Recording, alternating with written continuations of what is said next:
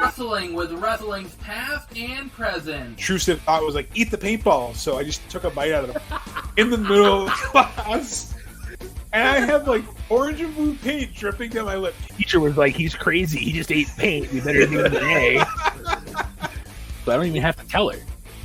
Mom, Tim's make fun of me. Mondo. Mondo Burger. Welcome to Good Burger. Welcome to Good Burger. Can I take your order? Just went to further the cheap pop.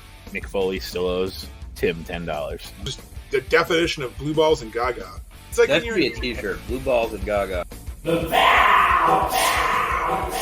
was waiting for him to say his name. I'm like, totally forgot to say it. You give this fucking guy 1 week off, and you add 2 words to the intro. And Tim's like, I don't know what to do. I just don't know what to do. We've been doing the intro for 200 fucking episodes the same way. That was the most asinine shit that I've ever seen. Like, it just like, that was a storyline. A man ate his dog. Oh, they're huge. I'm titillated. Make sure you talk about his calf muscle being bulging and his arm muscle being like reason to come here and listen to ourselves talk. Absolutely, and then you can listen to us too.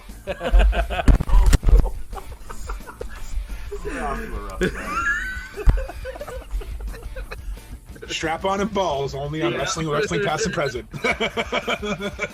This is Gangrel, the Vampire Ward, and you're listening to Wrestling with Wrestling's Past and Present.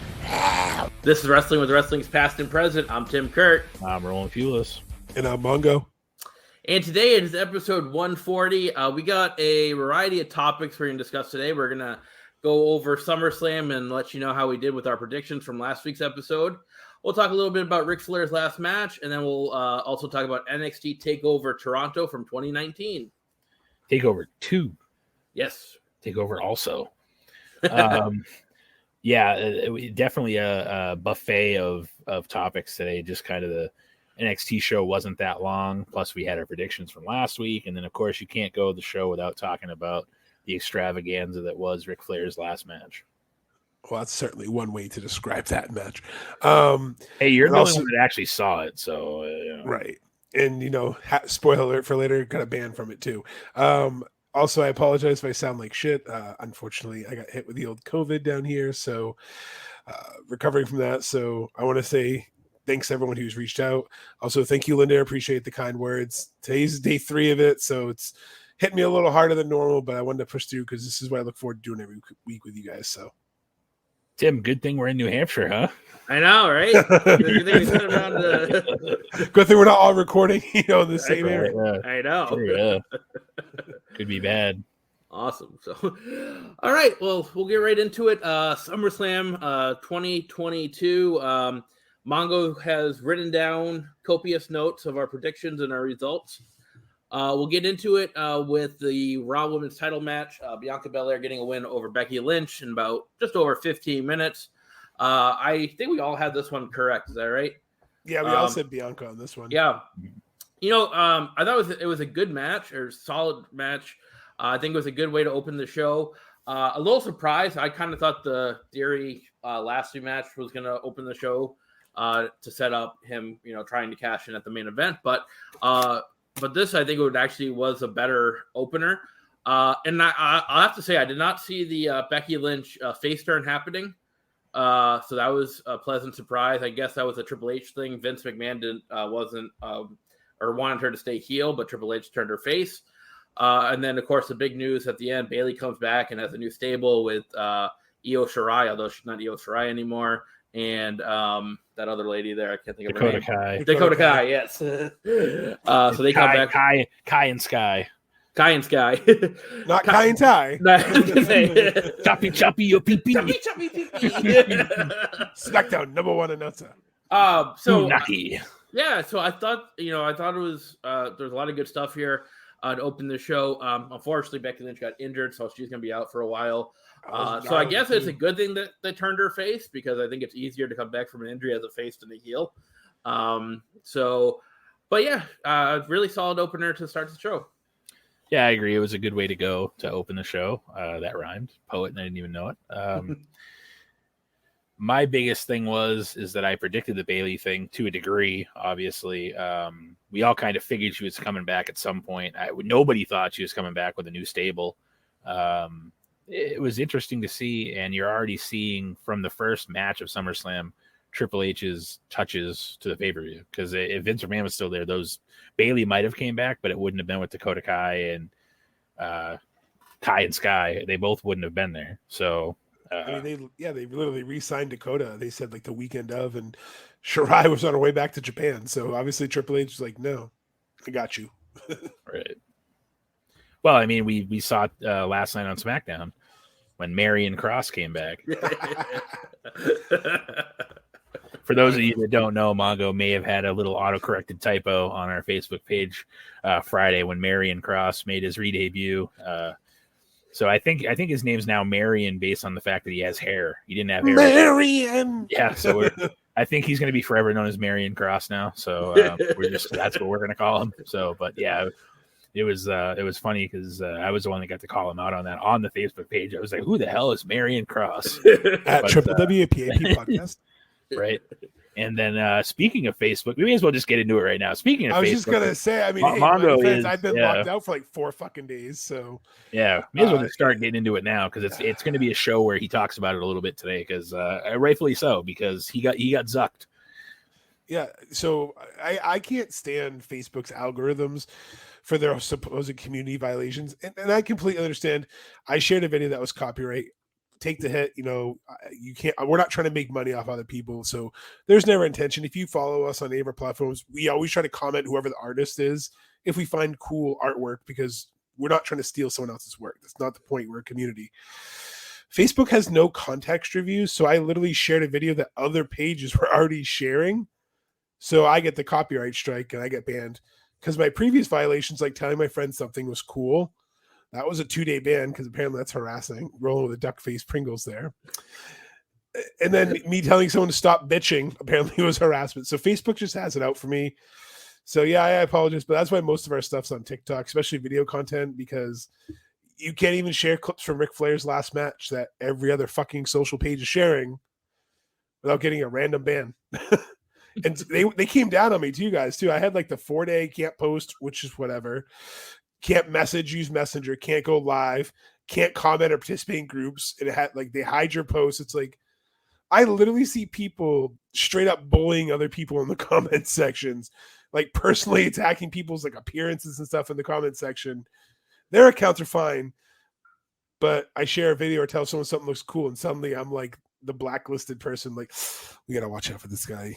He's a little too average on this social media platform. Or it's because we don't buy your fucking ads, you cheap fuck. So to use the term, he got zucked. Mongo got zucked. So Mongo is kind of holding our podcast back from growing. So Well, so to be fair, I think it's Facebook's dislike for Mongo. Yeah, I think that's the bigger issue. Apparently, they're stereotyping people. They're like, like he said, it's not like we're doing anything illegal. Like he shared a freaking video that was put up by somebody else. It's a bigger page than we are. And they're like, oh, the little page. Bye. That's the big thing. Like I had my whole account, not to stay into this, but my personal account, I started like 2007, 2008. I'd use my college email. That's how old it was when I started my first Facebook account. And last year, because I had a fan page for the New England Patriots called the Patriots Militia, apparently that was some like trigger word to them. Because an admin, I went to go log in one day and my entire account was deleted.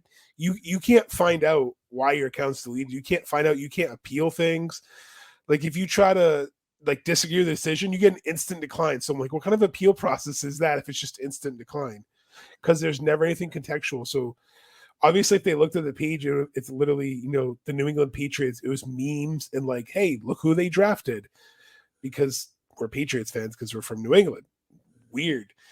And then it's just like I had to create a whole new account. So it's like clearly my name's on a list somewhere, but it's like if you guys stopped actually reviewed my profile, my boring profile, it's literally just sharing memes, going to wrestling events, and sharing our podcast shit. It's like I've seen a lot of people share a lot worse shit or overly political on one side or the other, but it's like I don't get it. So yeah, that's why a lot of our stuff, we try to post social, but unfortunately, guys, nowadays it seems like they don't want the little guys to grow. They don't want the little guys to, unless you're paying them money and buying their ad revenues. That's probably why they punish us, in all seriousness, because we've only bought ads from them once.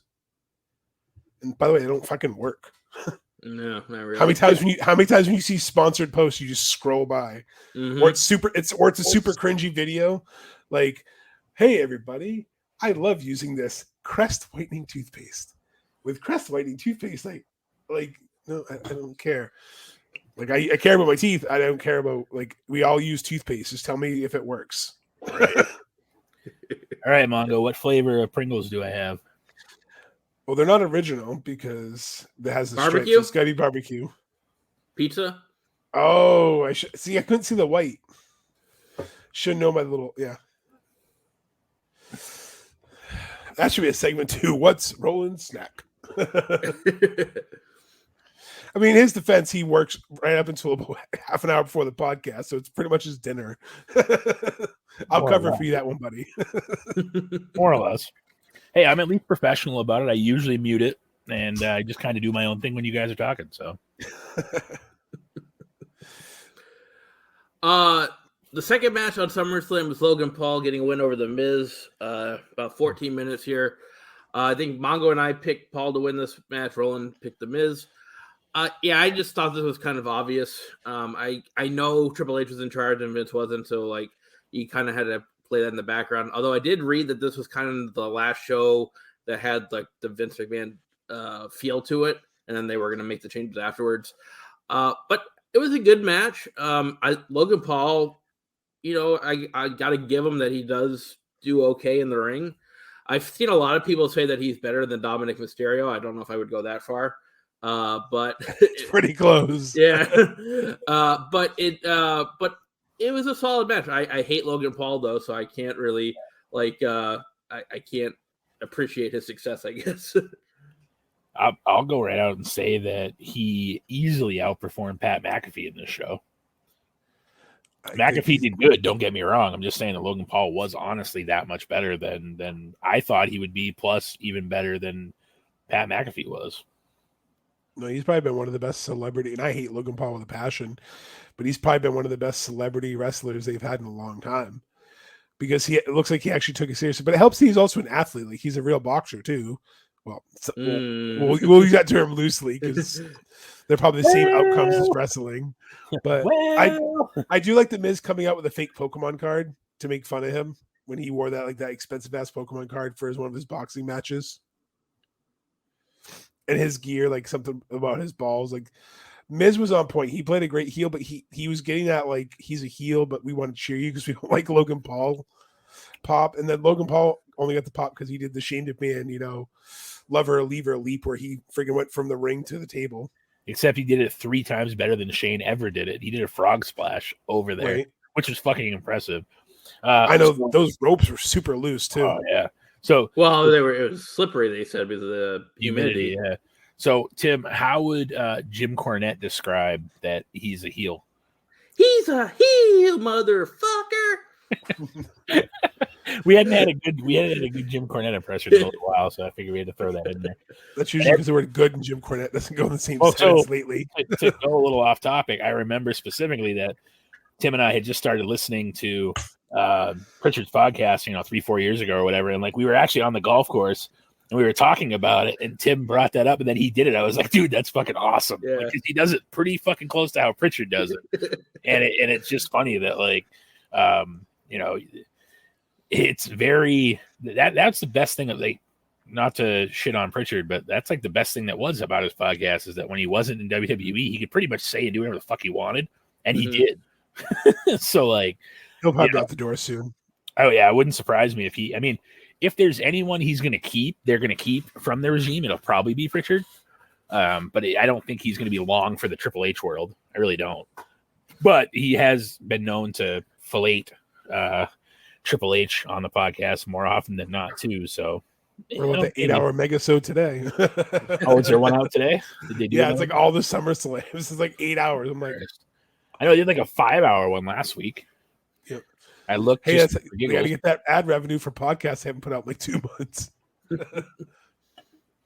Not us though. At least we're weekly. I know we're little, but at least we try to do weekly. Hey, we're doing all right. Next up is the United States title match. Bobby Lashley retaining over Theory, just under 5 minutes. I think we all got this one right. I got this one wrong. I went with Theory. You went with Theory.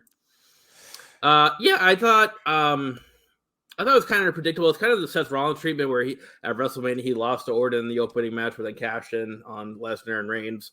So that's kind of the thought I had here. I thought it was going to be kind of the same thing. So, Lashley retained. Okay match, not really nothing to write home about. Pretty short. But I think it's kind of setting up for later on in the night. Well, and to be honest, I think that where Theory was one of Triple H's pet projects too in NXT, but I also think that they're going to probably move him away from being this illegitimate son, Hornswoggle's brother, essentially, of Vince McMahon. I think they're going to move him away from that kind of gimmick here, slowly, kind of just make him be more of who Theory should be. Theory versus everyone poster that was out there. they might even let him have his first name back.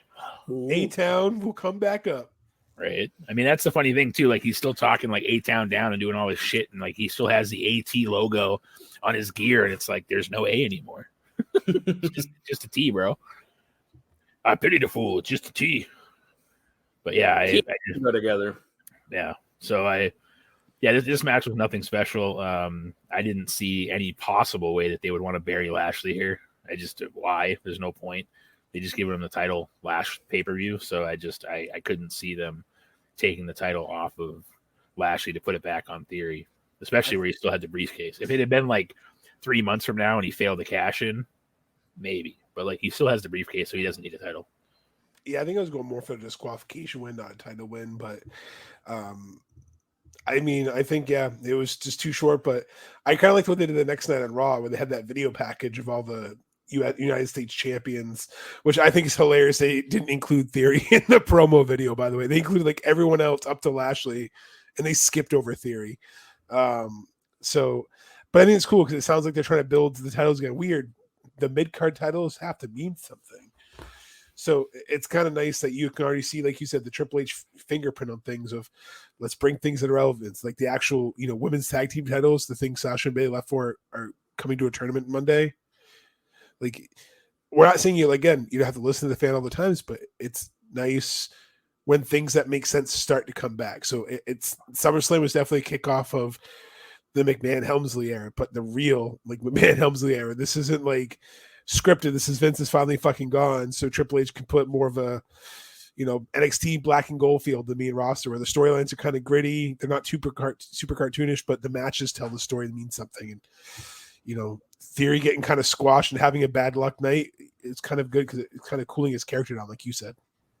This is the Theory of this is, like I said, I think they're gonna push Theory away from the up Vince McMahon's ass as fast as they can. Listen, we don't really need the selfie. Yeah, over the top. I think it's stupid. I mean, it's like Tyler Breeze, except a little bit less flamboyant. I think is really the only thing it is, and it's been done. There's no reason why Theory has to do it, So, but like Mongo said, this is literally and I'm going to even take it one step further and say that it's the McMahon Levesque era. It's Paul Levesque and Stephanie McMahon. It's not a gimmicked, McMahon Helmsley type thing. And you can already tell, a couple weeks in, stuff's going in the right direction. Yeah, I agree. It's like they've always had this potential, and we've always had the same thing until Vince retires. It's always going to be like, hey, this is going to be great. Just kidding. I'm still fucking here. Now it's, hey, this is going to be great. No, seriously, we're going to actually try. Catering now. Hey, I'm just happy because you know what? At the end of the day, it's going to make both companies better because it's going to be both companies trying to work to attract the wrestlers, because now you're going to have wrestlers jumping ship a la the Monday Night Wars back and forth both sides. Cody kind of started it, and who knows? Does MJF show up in WWE now that Triple H is there? It's a lot more believable now that he goes there. Next up is the no disqualification tag team match. It's the Mysterios getting a win over the Judgment Day, which is Finn Balor and Damian Priest in 11 minutes. I think I got this one right. What do you guys? Did you guys? No, we all picked the Mysterios. We all pretty much said Edge was coming back in some shape or form. I thought it was kind of obvious. Edge came back. Cool entrance though. I mean, with the kind of the brood-like entrance. He spears. I think Damian and the Mysterios get the win. Kind of an interesting side turn on Raw, where he tries to get Edge tries to attack the Judgment Day and accidentally spears Dominic. So see if how they play that up. It was an okay match. I don't think it was anything special. I think it was decent. It was good. I don't think it was a great match. No, we knew going in it wasn't really the only reason it was on the show was for Edge to come back. Really, yeah.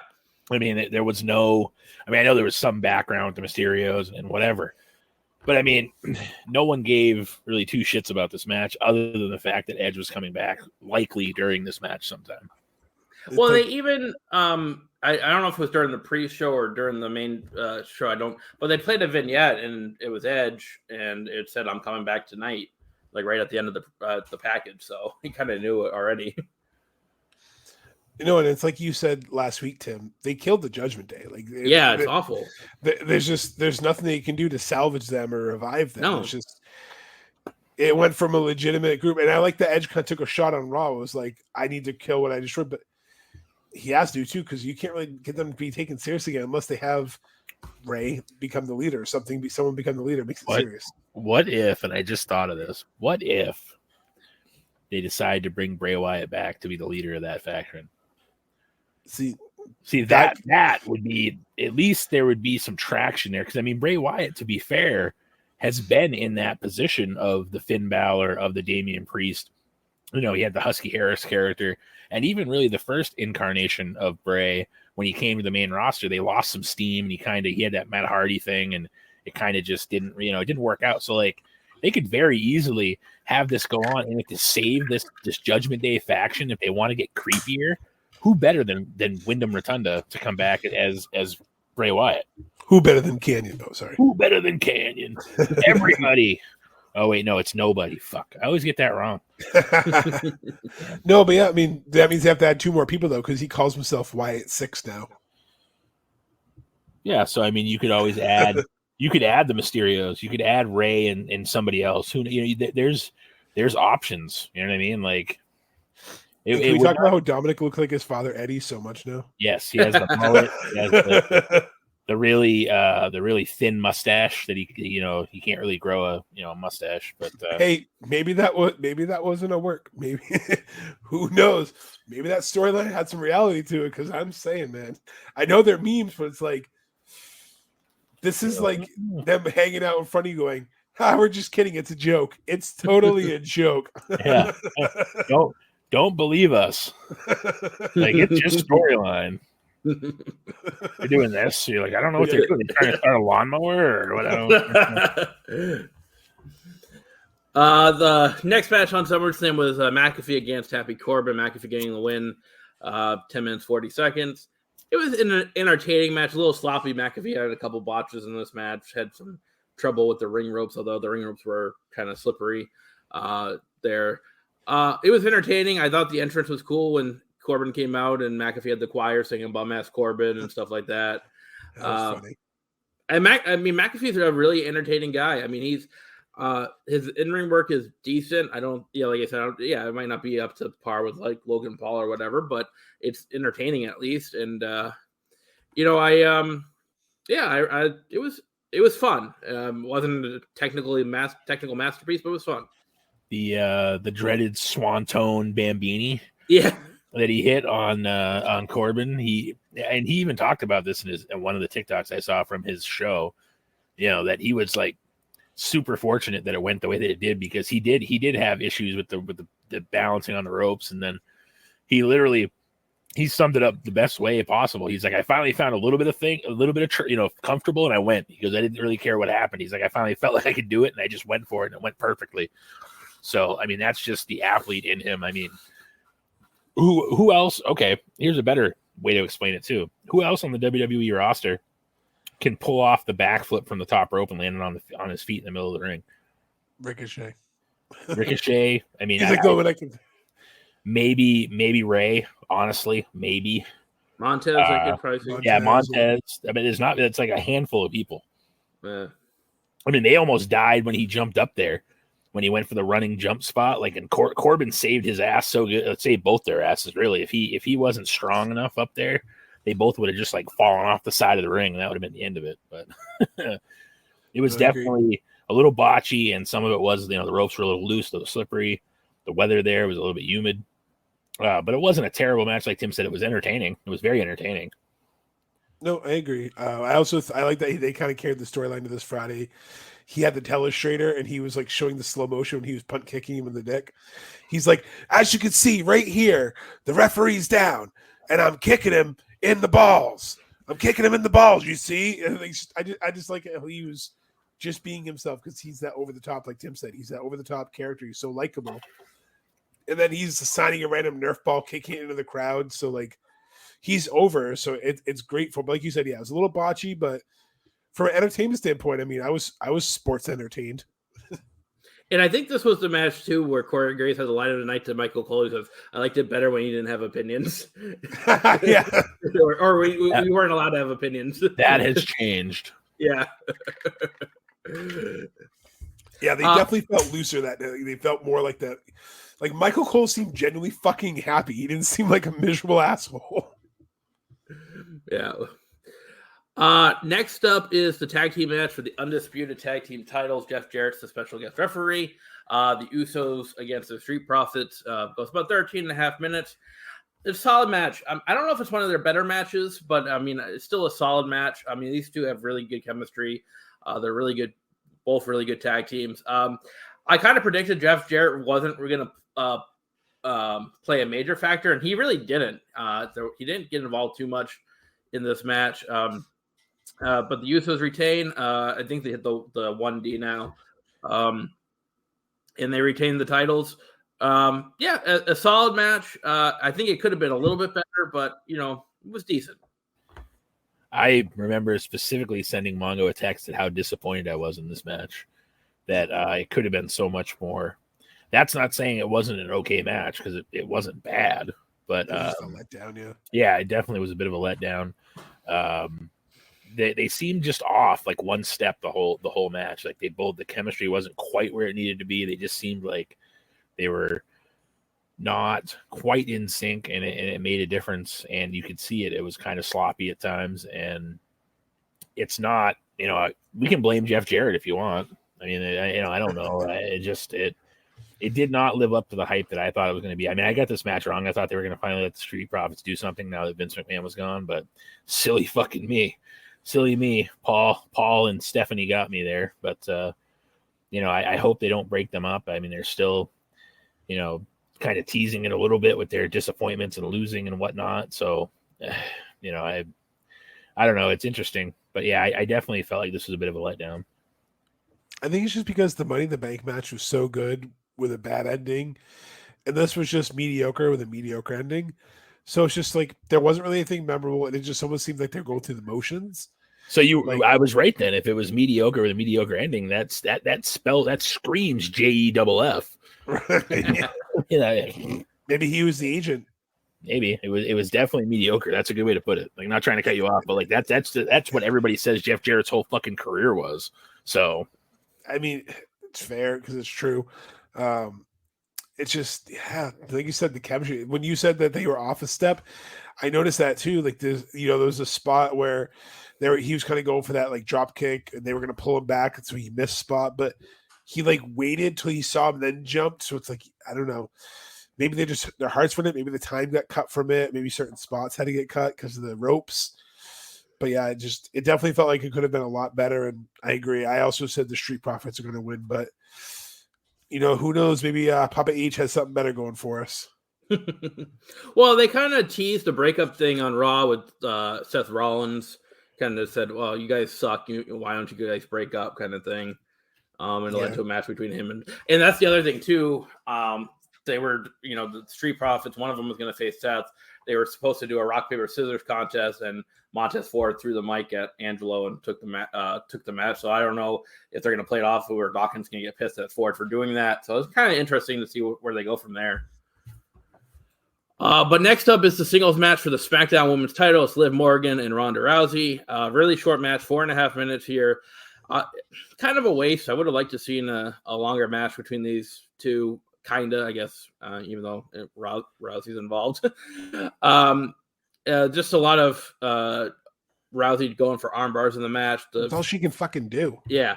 The finish comes with an arm bar, and Ronda's shoulders are on the mat. The ref counts to 3, but replay shows before the 3 count Liv tapped out.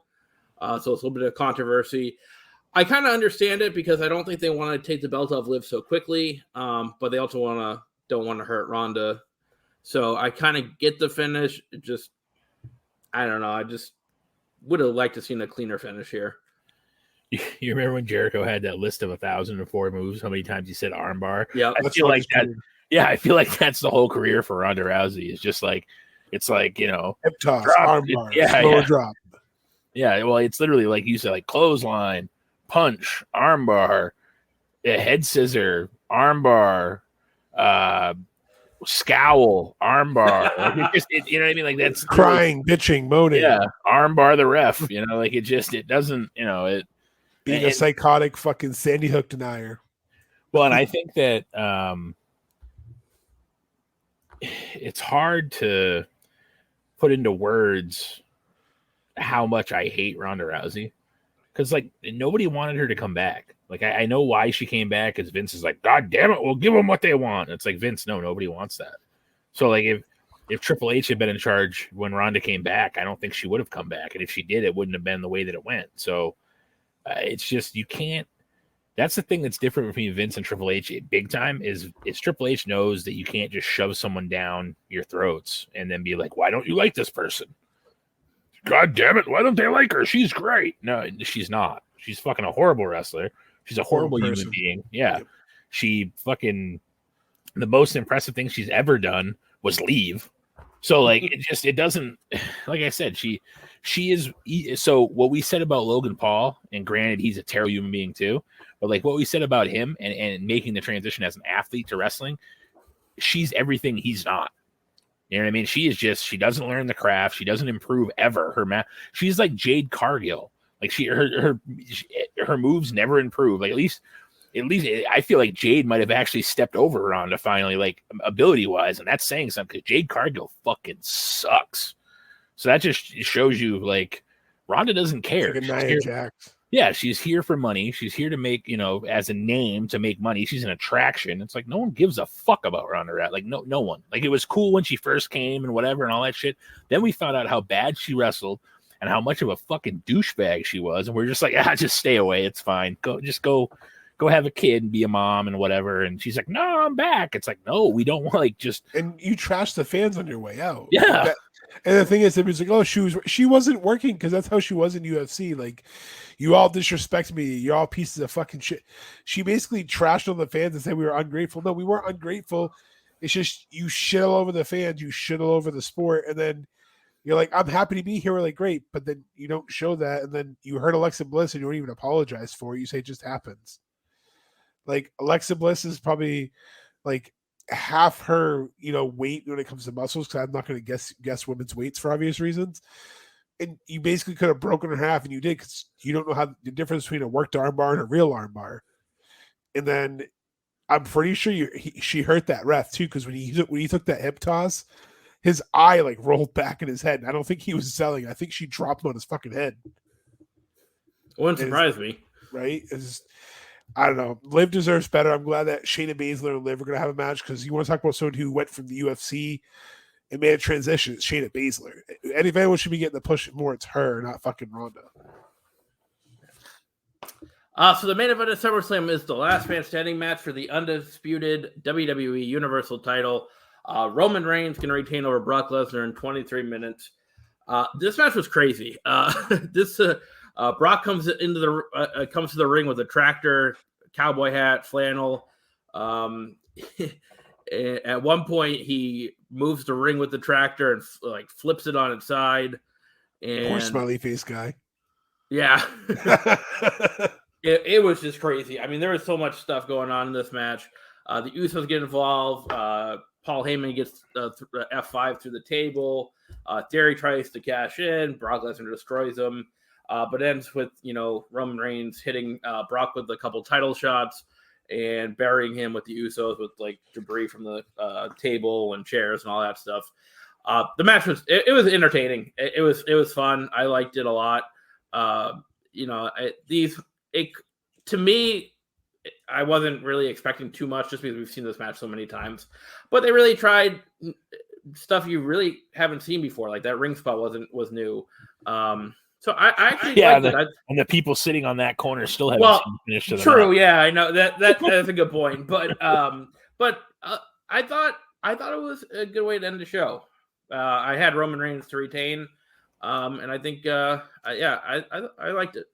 No, it wasn't bad. I think that the only thing that would have been better if when they were piling shit on top of Brock, if Roman picked up Paul Heyman and piled him on top too, like a pile of shit. It's like, here's 300 pounds of dog shit. Like, here you go, Paul. Like, because Paul Heyman was I'll give Paul credit. He took a hell of an F5, took a hell of a bump on that fucking table for a guy that doesn't take bumps. He took one and Paul Heyman's like, what? 50? Well, wrestling bumps. Well, I mean, but Paul Heyman's 50, like, I mean, clearly he shouldn't be, getting slammed through a table, but kudos to him for even allowing that to happen. But I was waiting for the moment where they're piling shit on the table and he looks over, Roman looks over, just grabs Paul Heyman, throws him on the top of the shit pile. Like that would have been hilarious. Yeah, I would agree with your points. It's a decent match. The ring spot was cool, but it's just been done to death. And I'm just so sick of seeing the Usos interfere every time. Like that's just what's getting old for his run. Is it's always the same when it looks like it's down out. Here comes thing one and thing two to super kick you, like, and it's just the same. And I get it. Like they didn't want to put the strap on because we haven't used that reference yet, Brock. So that's how they win. But I almost kind of feel like this is what's cheapening his reign as the tribal chief. Is that but you're not good enough to win with your idiot cousins, like. And you have a legitimate threat, and was going to be Drew McIntyre, but now is it Karrion Kross or Marion, as you like to say, because he came out and Scarlett flipped the what do you call that? Hourglass. The clock. Hourglass. Thank you. Over and looked at Roman. So it's like, is he challenging Roman? Like, is he taking Drew? Is it going to be a triple threat match? I mean, that's what's great about how WWE is going to be is we don't know because Triple H has more sense of like this can work if done this way. Versus Vince saying, damn it, this is the way I want it, and this way we're going to have it, because that's the way, I like it. Yeah, I think, on that point, I think at the Castle show, I'm going to lean towards the triple threat. I don't think they're going to take Drew out just because Drew's going to have the crowd advantage. It's something the audience is going to want to see. So I think if I had to pick, I don't think he's going to replace Drew. I think they're going to just add to it. That's Castlemania, brother. I know that's... When we review that show, we're calling it Castlemania. That's our episode. The other thing about this match too that I loved was Michael. Like you said, we talked about Michael Cole earlier. He was like really invested in this match, and like at one point he's like, "For the love of God, count faster." Also, real quick, you were talking about the people who couldn't see with the ring. I had posted on our socials that literally at one point I was just like, is the crowd chanting? We can't see. And so I went on TikTok because that's the great thing. You can like type in the hashtag Summerslam. People posting their videos for being there. Someone tagged us, so thank you. It's a blinding white light during the main event. So not only the people ringside got the ring tipped up at a 45-degree angle, you can't see shit. But you can't see because of the blind lights. It reminded me of my experience when we were at friggin' WrestleMania. I think it was 34. They put like a light and we couldn't see anything because it was just like this blinding light in our eyes. And the crowd literally had to say, chant, turn the light off till they turn off that like one particular light. Because it's great on TV when you see the crowd all lit up with those cool colors, but you're literally in the crowd and like someone's like shining like a fucking 100-watt flashlight in your eyes. You're like, oh, this is fun. This is great. The other thing I was thinking about too is like that. I was thinking, it reminded me when we covered the, I think it was SummerSlam 96, the Boiler Room Brawl match, where they brought out the TVs for the crowd to watch the backstage footage on, like the TVs you watch like in middle school when it was movie day. They wheel it out in the carts, like some motherfucker on the top row supposed to look at that. It's like Kevin Dunn producing the Roman Reigns when AJ Styles debuts. Yeah. Right. Thanks, Kevin Dunn. I really want to see Roman Reigns vinegar strokes the entire fucking Royal Rumble. You forgot to have your like Bucky Beaver face sticking out like Wormtail from Harry Potter. Yeah. You forgot to have that look going when you were talking about Kevin Dunn. So, so that ends SummerSlam. To be honest, I was a little underwhelmed by the show. A little predictable for me. I'd probably give it a 6 if I had to give it a rating on a scale of to 10. I am going to go with a Dustin Rhodes. Okay. I will say a 7, that, by the way. Yeah, I will say that I haven't done that in a while, so I figured I would. I will say that it delivered pretty much what everybody thought. There were a few surprises. There was no Charlotte, which is too bad. But it's also rumored that match was cut due to time too. The Ronda Rousey, Liv Morgan match was trimmed down because of time. Sucks. Well, that too. Yeah, that's the one thing too. I was surprised that this show started at 8:00 Eastern. That they've been doing the big show starting at 7. Yeah. So they started this one an hour late. So and I think it ended like 11:45. It was like almost. I was gonna say I think it said like 3 hours and 39 minutes. I think. Yeah. I watched it the next day or later on that. I watched it that night when I got home. So yeah. I mean, I think I'm gonna split the difference and go up. So I'm gonna take your half, Tim. I'm gonna go 7.5 because I think that's what I texted my friend Mark. 7.5. I'm gonna say 7.5 because good Lord. I think if you take away the Ronda match, I mean, it was entertaining though. Like it was actually, I don't know if it's the fake excitement from Triple H, but it was like just not knowing exactly what could happen and then seeing well-produced matches. Like the matches felt better produced. The in-ring styles, like the wrestlers feel like they actually were wrestling, trying to tell a story in the ring.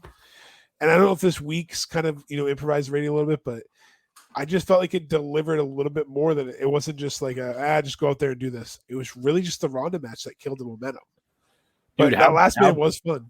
How badass could it be if Raw does go back to 2 hours like they were? That'd be awesome. Like Raw would be just like SmackDown, and it would be actually entertaining to watch because we got so used to the Vince McMahon 3 hour structure that literally, if you get a half hour of wrestling in 3 hours, you're fucking shocked because usually it's just garbage. Well, Triple H has always been against the 3 hour thing, and he's said that publicly. Like even when Vince was there, he's like, "I wish Raw never went to 3 hours because it's so hard to produce 3 hours." It's been 10 years, so the experiment's over. Then you go to 2 hours and TV 14. I think that those two changes there would make a big difference. Right, because look at Dynamite. I mean, Dynamite's 2 hours, but it doesn't feel like 2 hours when they have wrestling in there. Yeah, and then Dynamite always, or I shouldn't say always, but I would say probably 80% of the time always starts out with the match. Yeah, and I think too what I like about Triple H being against is Kevin Nash recently had a great comment. It's something I've always kind of thought.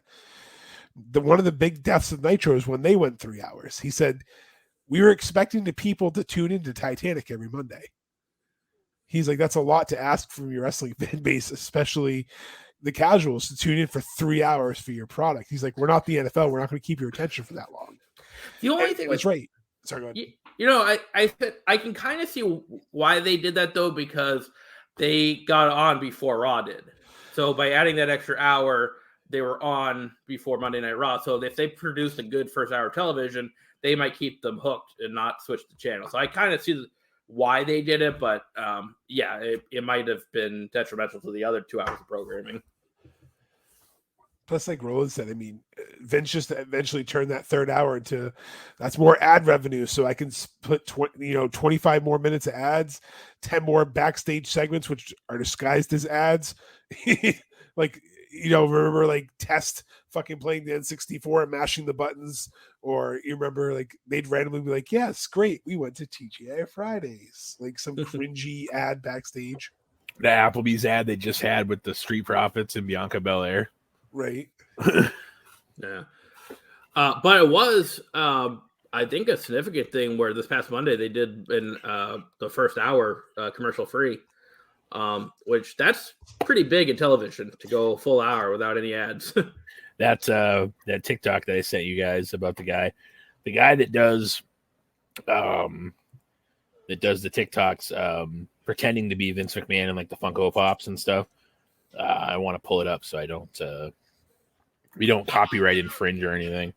But like his thing about like, God damn it. He's like, he's like, that's picture in picture. What the hell? Like, he just like, it's Vince McMahon, he I think he actually said in the thing too, he's like, who do you think we are, AEW? Like, it was funny because, like you said, it makes a difference when you don't have to watch, you can still keep up with a match. Like back when they had no fans there, they literally would stop wrestling. Yeah. During that time. So like it's weird. So it's Bo Bowden is who it is. Beau Bowden. BOWDEN. Double B. Oh, no, I'm just kidding. Yeah. That's J. J double F J R E double T. That's double J. Jeff Jarrett. Well, that's a good segue. Thank you. Yeah. You're welcome. Yeah, so segueing, we're strutting right on to the next day. SummerSlam wasn't the only event in Nashville that weekend. Ric Flair's last match was the following day, that Sunday. We fucking hope it's his last goddamn match. Yeah, it's headlined by Flair and Andrade against Jeff Jarrett and Jay Lethal. Rumor has it Flair's still walking to the ring. Yeah. Full disclosure, Roland and I did not see this. Mongo's the only one that saw it. So, Mongo, what were your takeaways from the match? So, first, quickly, the undercard had all these great matches, but I felt they were all either weird finishes or like 5 minutes long. So, like, I'm like, yeah, the Briscoes match. I literally went to grab my drink from the fridge, sat down, and the match was over. I'm like, the hell? So, it definitely felt like, Conrad was trying to get like the card on there, keep you entertained, but obviously it was a build up to the final match, which was Andrade and Flair versus Flair and Lethal, as you said. Jarrett Lethal. Flair didn't fight himself. I mean, he kind of. David Flair was teaming with Jay Lethal.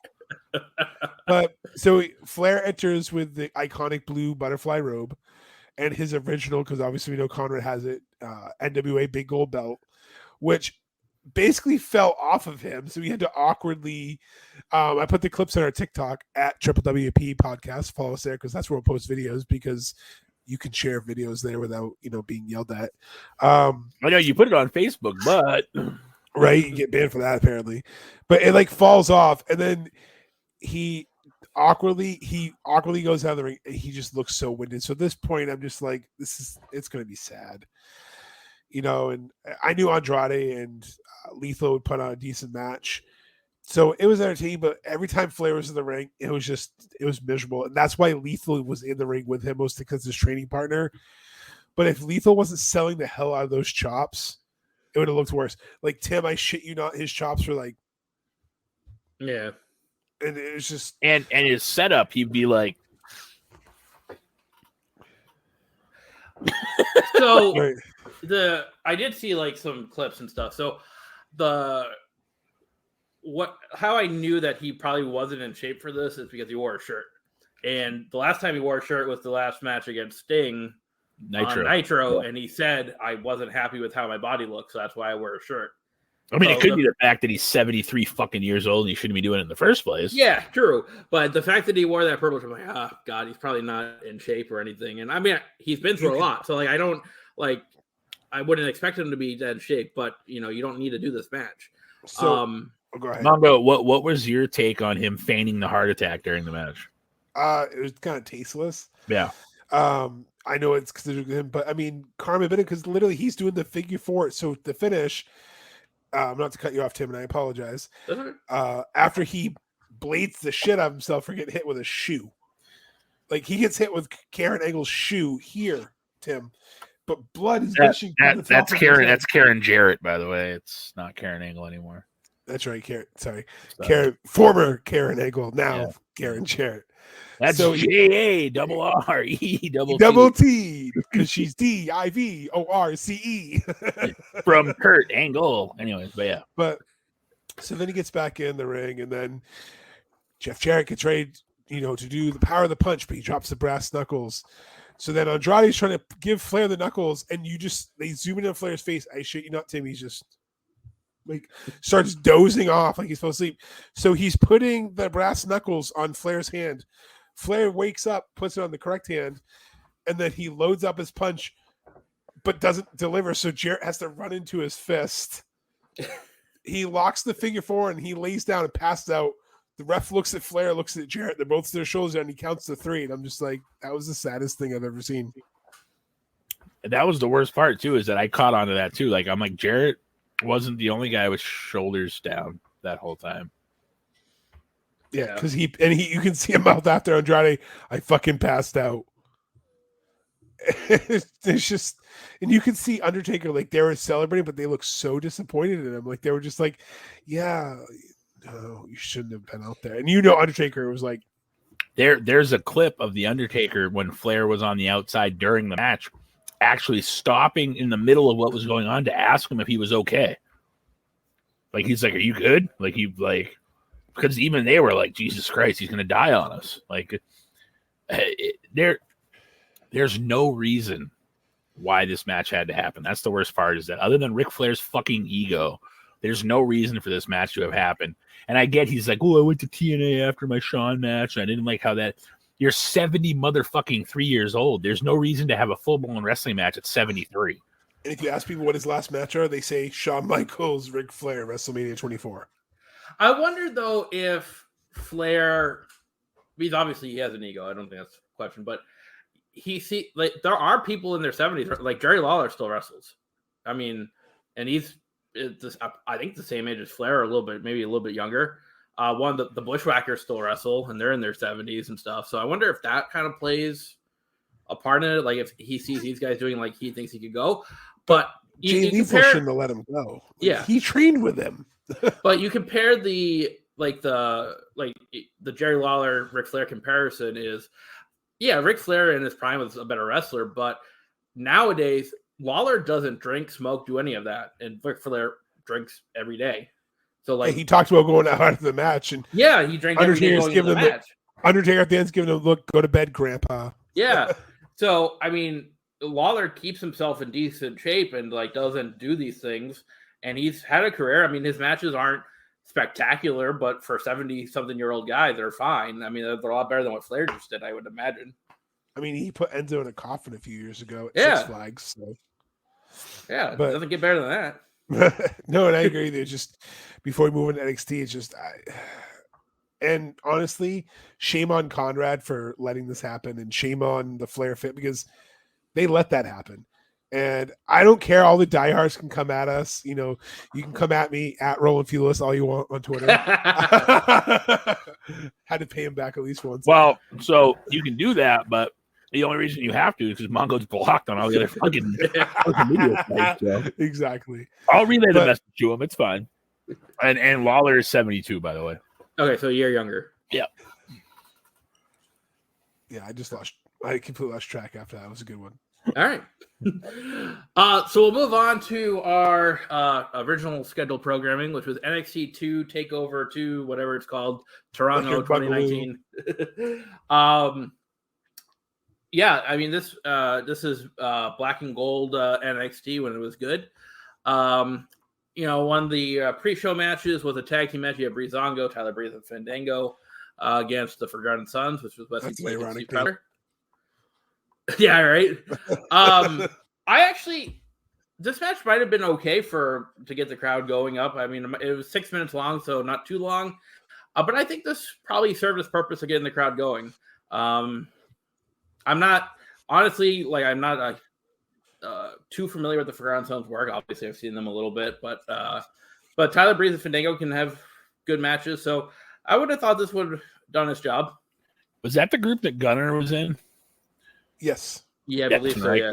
Yeah. Okay. Just checking. They were that weird. They were like basically a weird DOA ripoff, except that one went completely way too political on one end of the spectrum and ruffled people's feathers the wrong way. And when asked to tone it down the line, was like, no. He's like, I'll get a haircut though. And now he wrestles at kids' birthday parties. So. Hey, well, you got to do what you got to do. I mean, does he wrestle as Gunner? Like, I don't. What does he wrestle as? I wonder. For those of you that don't get the Gunner reference, he was Gunner in TNA for a while before he became Jackson Riker in NXT/WWE. I think he does go as Gunner, by the way. Nice. All right. Yeah, the Forgotten Sons. Who cares? Breezango, honestly, to a degree, who cares? This was definitely. Well, I can't say who cares because at least Breezango had some steam in NXT when they were there. It was probably like Tim said, it got the crowd going a little bit because Breezango was pretty popular. That's probably really all it served for a purpose. Manga speeches. Okay. Well, no, because I pretty much said my point. I mean, you guys both said I'm not going to be like, oh yeah, it could have been great. And there's a reason why it wasn't replayed. Sure. The second match was the tournament final of the NXT Breakout Tournament. You have Jordan Miles getting a win over Cameron Grimes in 2 minutes and 6 seconds. So it's a throwback to Sunday Night Heat here. Yeah, I honestly, Jordan Miles, I'm not really familiar. I think he was the one that he accused them of being racist or something, right? And that's why he left. Did you ever see the T-shirt? No, I did not. I think I heard about it, but I don't recall. I would say normally he's kind of crazy if you listen to his other rants, but I think he was spot on with this one because it was a pretty bad or unfortunate design flaw. But with Vince, who knows if it was a cheap shot? But it was blackface for those who don't know, because it was supposed to say his name, but it looked like red lips with white teeth on blackface. So it just wasn't really the most professional shirt. So his meltdown after was a little extreme, but I think he was at least right saying, yeah, they're fucking me over in NXT. I don't blame him because that was kind of someone had it out for him. Yeah. And then to be fair, Cameron Grimes, like what could have been, what might be, he's been dicked around in NXT for the last 3 years now at this point and hasn't made the main roster, but he's still been in like notable feuds. I mean, he just had the one with LA Knight before he became Max Dupree. And I mean, that was, with the $1 million championship and all that stuff, like that was pretty solid. Hopefully Triple H can pull him out of, Purgatory, Nickelodeon down there. Yeah. And NXT Purgatory, we're going to call it for right now. Actually, wait, since it's a little more edgy, it wouldn't be Nickelodeon. It'd be more like the Noggin or the N. What's that? The Teen Network. Nick at Night. No. That's for the old people. I'm talking like before it was like the. You call me old? Nick at Night. Yeah. Good. Nick and Knight's like that's like you. I Love Lucy. I know. Hey, I watch I Love Lucy all the time. I do too because my mom did, but I'm talking about like Dick Van Dyke. That's Nick and Knight. It's older. I'm talking about. It was like a Teen Network. It had like Degrassi. It had more like the edgier, like Freaks and Geeks. I think it was like the Noggin or the N. I don't know. My family was poor. I think it was Noggin, cable. Yeah, I picture Vince McMahon sitting at home watching TV, going 1, 2, 3 happy days. This is good shit. and there's Johnny Ace going, oh yeah, bosses, that Potsy, sit on it. That's probably that's probably why Raw's 3 hours. He was watching Gilligan's Island one day and did a 3-hour tour. Probably that. And Vince is like, I don't have to go to the shows anymore, so what am I gonna do? I heard about this Nick at Night. Oh, Fonzie. Boy, if I only could have a character on Raw. Oh, I don't do that anymore. Hey, boss. I think a Fonzie character would have been great if we still had jobs. But yeah, so that's what I picture. I picture, that he's like, oh, I love Lucy. God, she's delicious. Like Vince is such a perv anyway. He's like, I would so give her hush money, damn it. Like, he's just, I just pictured it going downhill. Like, you told him to sit on it earlier, so that's where the hush money started.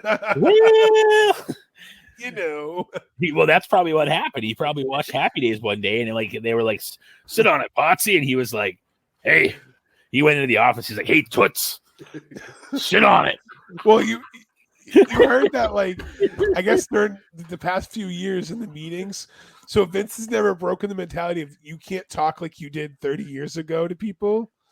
So I guess people had to like censor him, and someone came out. It was on Reddit. So again, it could be made up. It could be real because there's been some real shit leaked on Reddit, excuse me. and it's like Vince telling someone like, "Oh, I can't believe that motherfucking bitch thinks she's going to get a title shot." And then they're censoring. What he means is, I can't believe that she's going to get a match this week. Like they had to like literally interpret like his angry Vinceisms.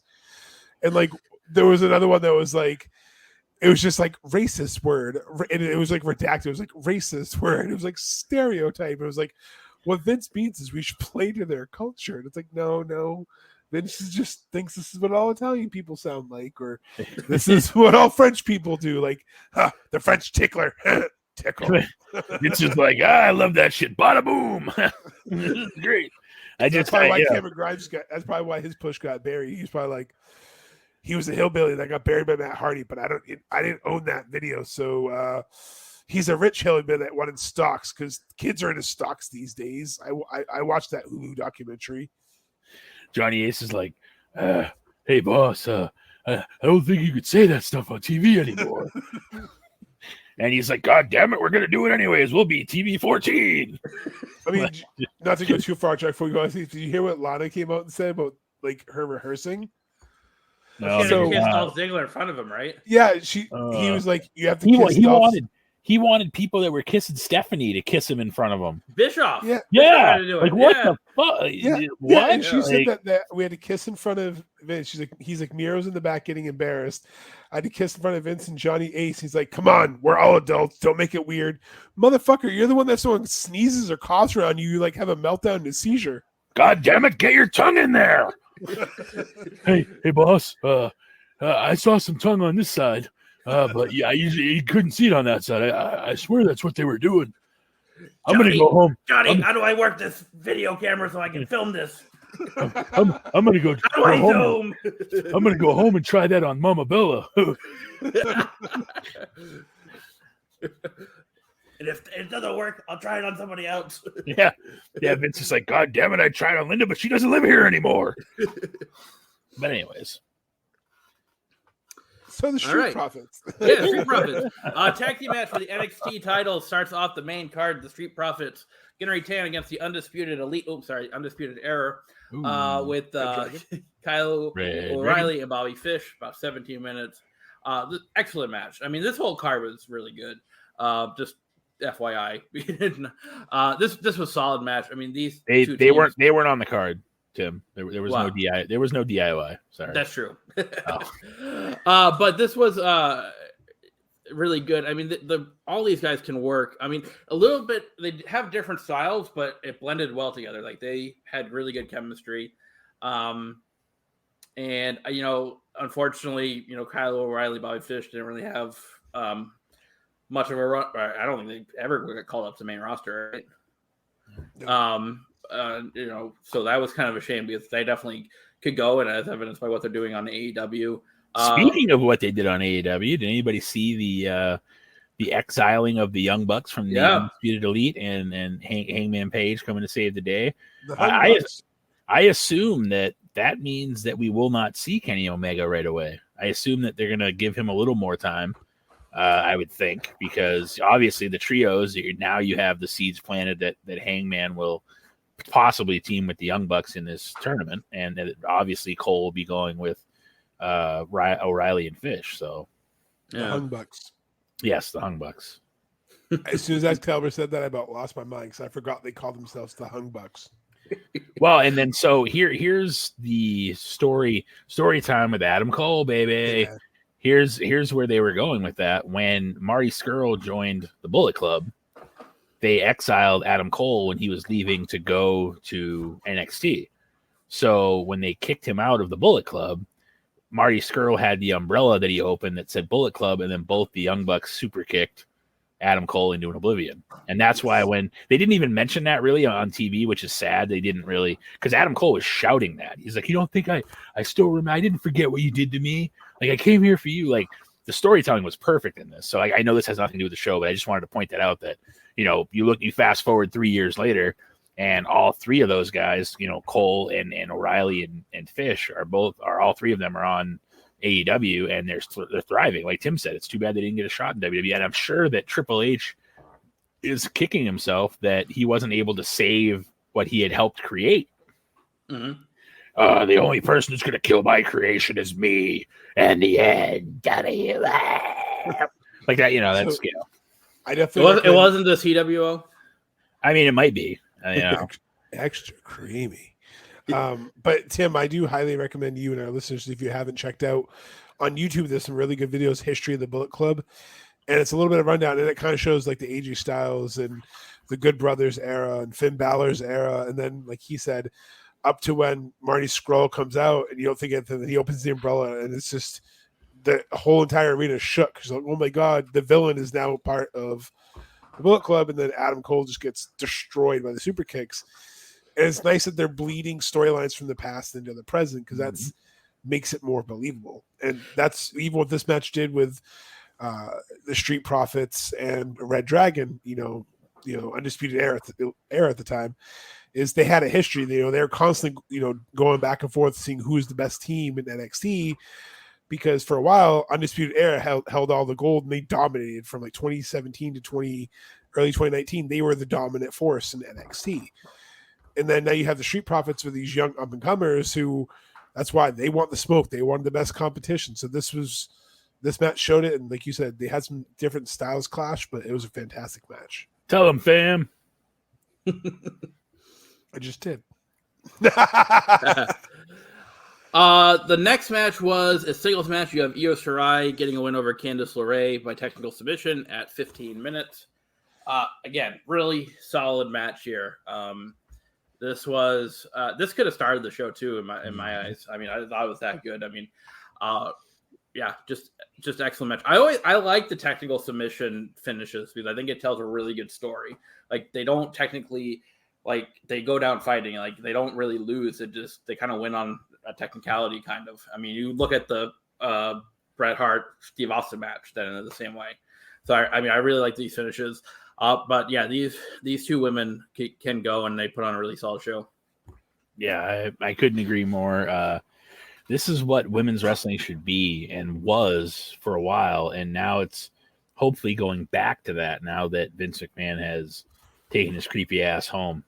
I think that Vince never appreciated women and women's wrestling the way that he should have, and we already know that with like the multiple lawsuits and or hush money or whatever you want to call it, and the stuff that should have been lawsuits, coming out with how he treated women. So it just shows you that, he just didn't have an appreciation for what they could do in the ring. And, it's too bad too, because when they first did the women's revolution there, when they, when Stephanie brought the NXT call-ups up, the original NXT call-ups from, with Charlotte and Paige and Becky and all, like that whole crop of like you had like three person teams there, and they just fell apart. They just stopped, and I think that was Vince reverting back to his old adages of, women are supposed to be eye candy, and God damn it, look at how they look. Like, it's like, Vince, like, get it. It's 2021 now.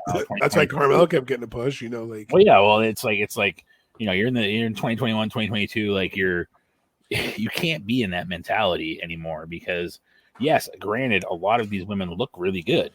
However, just about every one of them, besides Ronda Rousey, can go. Like, it's just, they have so much talent and they just waste it.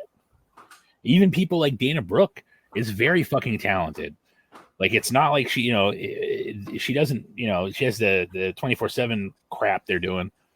It would not surprise me if they just shit can that eventually too, because they don't need that anymore. Especially if they go raw from 3 hours to 2 hours, they don't need that fucking 24/7 championship. They can just get rid of it. I think real quick before I talk about the match with Candice LeRae and Io, Sami Zayn should just get. Like, I agree with Sean Ross Sapp on this one. Sami Zayn should just get the 24/7 belt and go Roman, like, look, Roman, I'm just like you. I'm just like you. And then, like you said, just retire it. But to go back to this match, first and foremost, I want to say Candice LeRae is the most underappreciated, undervalued wrestler, who's probably one of the best wrestlers in NXT that they had a long time, that just they never really appreciated her, used her properly.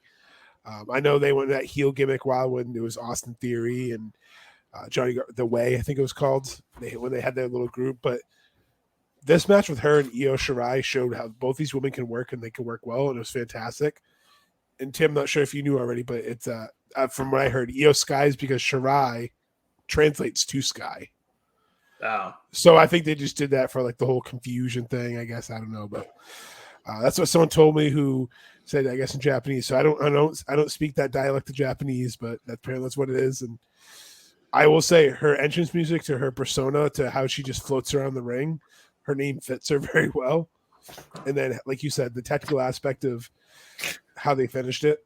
Why are you laughing at me now? No, I'm laughing at that Bo Bowden guy. The thing that he put out there, he's like, when he was talking about Vince, he's like, Asuka, what the hell happened? And it's like, that's not Asuka. That's a different person. So like that just shows you how much like Vince really knew. Like it was just funny. Like when you started talking about Io Shirai, I was like, Vince is like, oh, Asuka, what happened? Like it's like that's a different, like you're stereotyping Japanese women now, Vince. Like that's a different. I'm surprised he didn't go Kari Sane. Like I'm surprised he didn't go like from that he's like is it Rio? Tatsumi Fujinami? Yeah. Rio, is that you? Like Scooby Doo. Rio. But yeah, so it just made me giggle when you were talking about, because I instantly had that pop into my head when he had that in the TikTok about the. I thought I pulled a JR there and butchered some names. Like no, you were good. You were good. You speaking of the JR, sorry. What we need to do is we need to get Tim and I will do the first hour of the show, and then when the show goes over an hour, we'll bring Mongo in and we'll have an entrance and stuff, and he can come out and be like, "Hey, I don't want to get demoted like he did." Did you go to college, Mongo? Yes. Where'd you go? I was at different colleges. Okay. Where'd you graduate from? Southern New Hampshire University. Okay. Do they have a theme song? We'll play that. Yeah. I don't know what the Penman theme song is. So I would imagine it's probably take your online courses today from snhu.com. Anyways.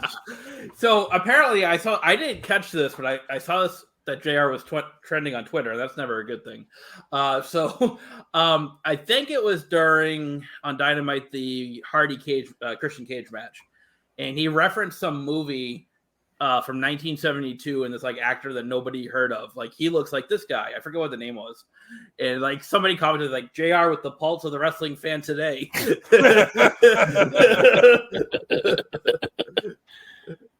Oh man. Hey, Bongo, are you able to pull up Facebook real quick? This is probably my college single.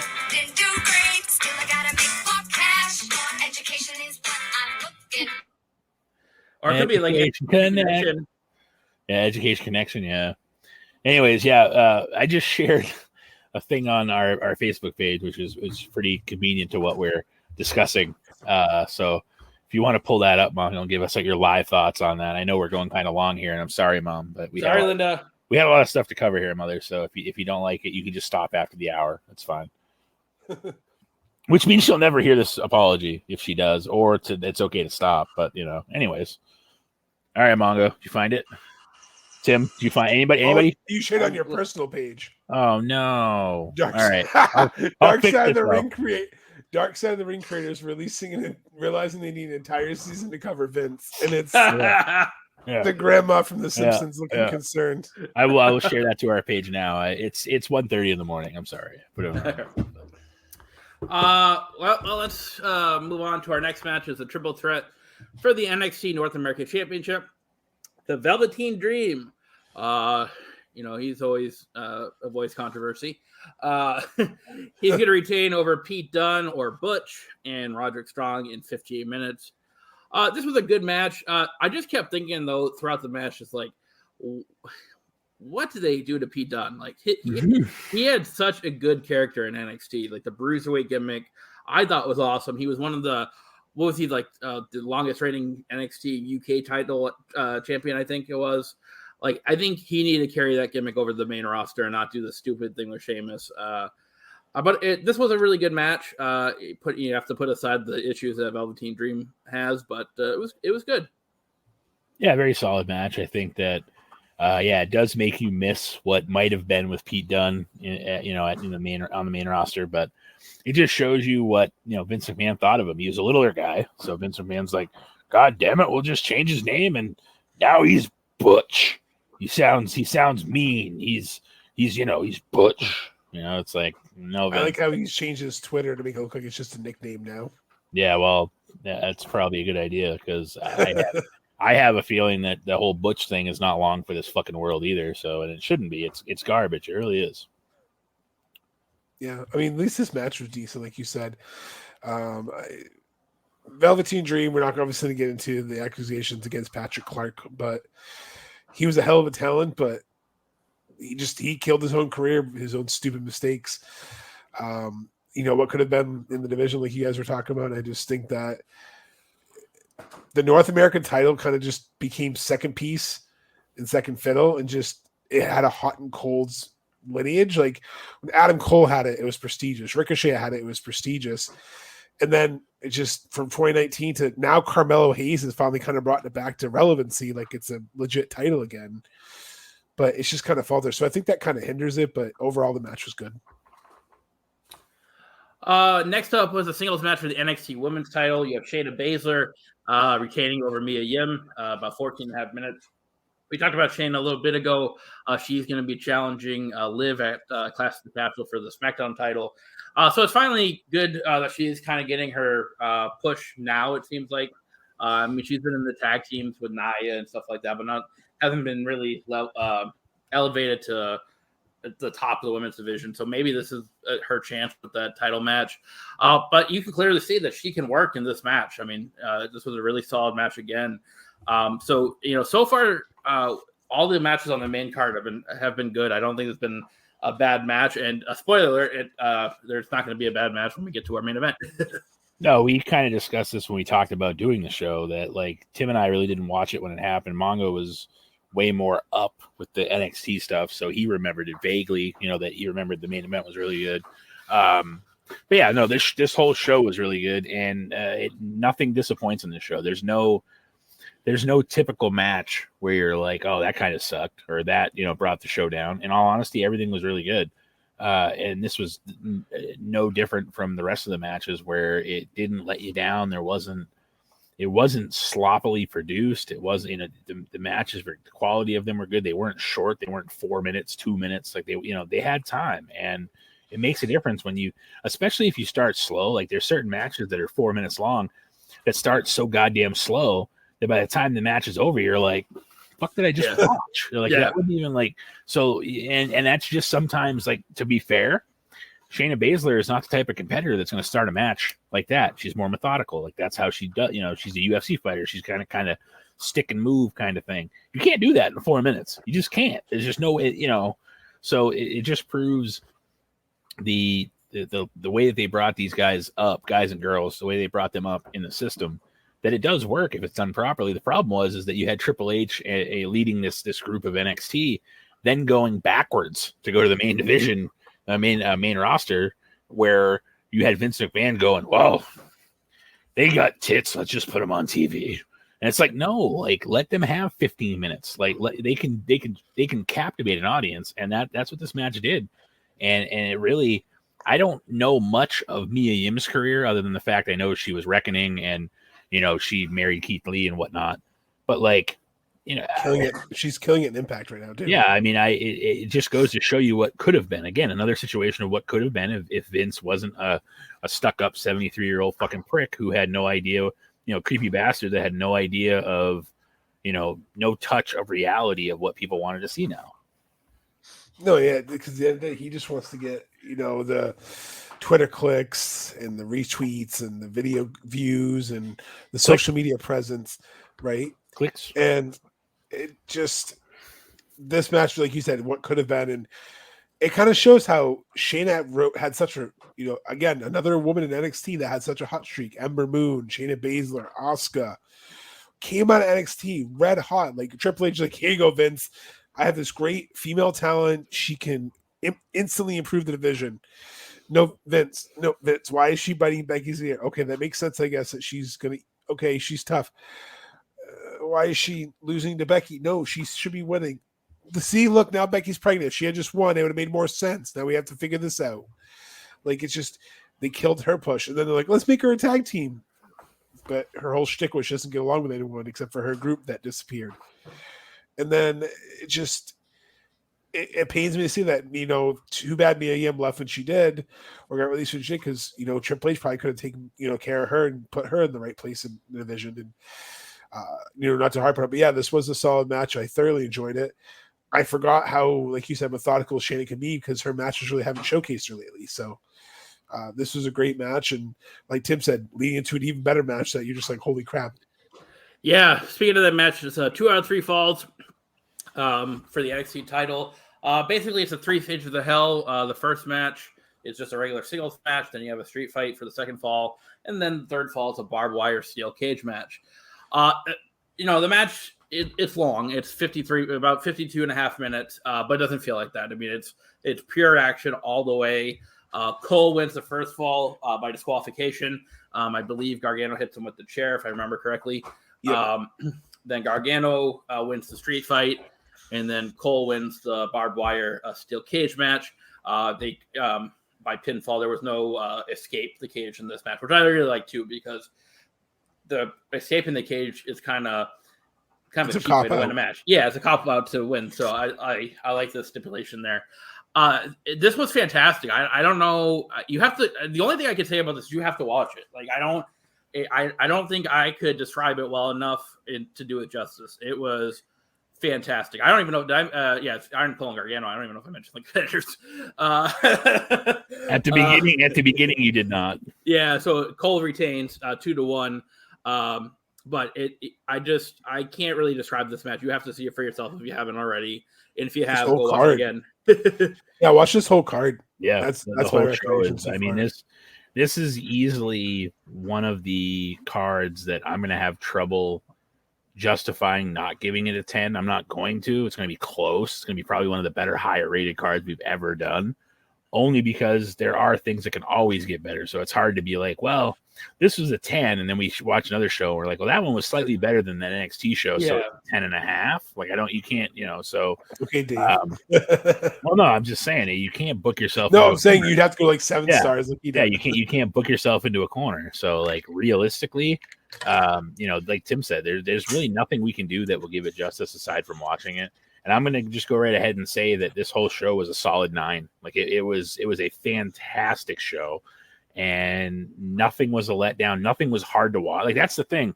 We always find one match or like 2 matches or some that's hard to watch or that draws our attention away or whatever. This show was there was nothing of that. I agree with you. I'm going to give it a 9 too. And I challenge anyone to watch this card from start to finish. And I challenge anyone to let me know what the popcorn or let me out match was. Tim just had to go higher than me and give it a 9 too. I was gonna say he's at 9.2. This motherfucker over here. No, I didn't. You said 9. Yeah. Okay, all right. Said 9 off. We got Tim Meltzer over here. I was gonna say, yeah. I mean, normally we always joke around. There's always that one match where a Periscope and they're on the phone. They're like, oh yeah, because this match is like we give 2 shits about. But I mean, I was gonna go 9.5 in the beginning, but. I mean, the Velveteen Dream match, not just him. I think that match probably could have been a little bit better, just because I think there was some. So, I think a 9. I think that's fair. I'm gonna go. I think we go census. I think 3 9s all around solid. Mm-hmm. I also, don't forget too that even the Riddle spot, man, he has bad luck with SummerSlam weekend. The Riddle spot where he comes out and he gets his ass whooped, like Killian Dane, and it's just. Don't worry, he teams up with Pete Dunne pretty soon. What do they call him? Not the Bruiser Bros. What do they call him? Broserweights, maybe? Broserweights, that's what it was. Yeah. But yeah, so I'd say solid 9. I think agree. Watch it. There's no let me up match. Watch it from start to finish. NXT Toronto 20. Honestly, it's probably one of the better ones they did before they kind of started going downhill. When Vince would raid them, and then Triple H was like, "What the fuck do I do with toaster leavings?" Like you gave me the crumbs in the bottom of the toaster, Vinny. And then Vince would just release all the fucking people he took, so it didn't matter anyways. Right? Like, oh, hey, can you send back Killer Cross? We just fired him. No, Marion, come back, Marion. Baby, come back. Right? Everybody's like, why are they talking about that woman? Her name's not Marion. I'm surprised no one's got the cheap Boy Meets World reference there. Well, that's the worst part too. Like they do the whole main roster thing, and even Vince being a perv wasn't like, God damn it, we got to put Scarlett those giant titties out there. He didn't even do that. He was just like, we're gonna put him in a fucking retarded helmet. Excuse my language. We're gonna put him in a helmet that looks like he could fight a knight somewhere. Like, I do like Drew McIntyre's tweet tonight. That's the one thing I will point out in all honesty is I picture Vince McMahon using that word. Like he's so out of date that he can use that word. He can use the N word. He can use other things that like, and Vince just thinks it's okay. And people have to be like, Vince, you can't talk like that anymore. And I still slip to this degree sometimes because when I was younger, that was just a common word for something that was stupid. So like I do my best not to. I know that you shouldn't, but like I full blown probably think Vince has no like idea of like the gravity of calling someone an N-word or calling someone retarded or calling something retarded and him being like, what do you mean I can't say that? It's like, Vince, you can't nowadays, you just can't say that. And then like Mongo said the thing about Vince being like, oh, tell that bitch she's gonna, it's like, you can't do that either. Like, so Johnny Ace is like, you can say it, people power. Yeah, he's like, hey boss, if you say it when nobody's looking, who's to say, you know? But I'm always looking at you, Vince. God, your arms look good today. But yeah, so I just, like I said, it's one of those things that I just think he's so out of touch that that's going to be one of the biggest differences. You're going to see people like Scarlett and Carrie and Cross and people that deserve a legitimate shot that got screwed the first time around. I feel like it's not only Triple H trying to like repair fences and friendships and whatever, but like he created these characters essentially. I know a lot of them are just playing off the characters they were in indies, so like whatever, that's fine. Well, he helped them find them, yeah. Right, exactly. And then Vince is just like Thanos, boom, they're gone. And Triple H is like, the fuck? Like, I'm one of the people that's still here. And that's it. Like, literally, it's like the Infinity Stone, boom, gone. And Triple H is like, fuck, did everybody go? They're gone. I went out to have heart surgery and everybody's gone when I came back. What the hell happened? Drew McIntyre, who was attacked by Marion tonight, put out a great tweet that just says, was I just jumped by the guy last seen wearing bondage and a helmet? I've had better Fridays. Yeah, I mean, that was, and for some reason, Vince is like, oh, this will be good shit. And everybody's like, but Vince, he didn't do any of that stuff in NXT when he was like really He'll over. make a good action figure, God damn it. Right. He'll be the 4th Demolition member, damn it. Axe, smash, crash, and ass. Yeah, right. He's got a thing with helmets. You remember the Farouk helmet? Yeah, the blue helmet. Maybe it's because he's uncircumcised. He likes helmets. Ooh. Well, on that note, that kind of wraps up our show. Thanks for tuning us in today. A little bit longer episode, but we had a lot to cover with SummerSlam, Ric Flair, and then NXT. Next week, it is that time of the month again for TNA. It is Hardcore Justice. Is that right? Yes. 2006. So looking forward to covering that. Follow us on our socials at WPAP Podcast. Follow us on our Twitters, TikTok, all the socials. And anything else before we get on out of here, guys? I was going to say, thanks everyone. August 1st, we had the most downloads in our show's history in one single day. It was double what our last record was. So thanks everybody for downloading us and listening, because the growth is incredible. Even Facebook squashes us. So, appreciate you listening, giving us, feedback on TikTok and everywhere else, because otherwise it's just 3 dudes talking to a computer screen. Pretty much. Sorry for the long episode, Mom. It's all right. Sorry, Linda. But thanks for sticking it out. We will be back with Hardcore Justice next week. Until then, I'm Tim Kurt. I'm Roland Fulis. And I'm Mongo. And this is Wrestling with Wrestling's Past and Present. That was such good shit. Who was boss? I hope you're all having a nice day.